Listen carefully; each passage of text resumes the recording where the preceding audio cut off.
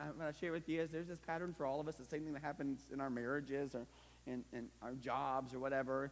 Kind of goes in this pattern that there is an unmet expectation. For Judas, it was probably he thought that God was going to overthrow the Roman government and become ruler and king and make Israel great again, right? And when he didn't do that and he didn't exercise his authority in the way that Judas probably thought he would, he was disappointed, right? And over again, these unmet expectations lead to disappointment. If that disappointment is not managed, it creates real anger, right?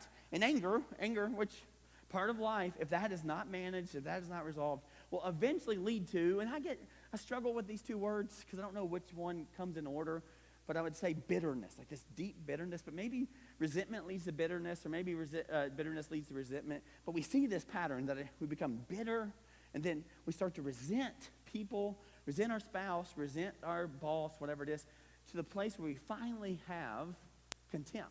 And John Gottman says, with over 90% success, he can watch a couple interact and predict whether or not they're going to get divorced.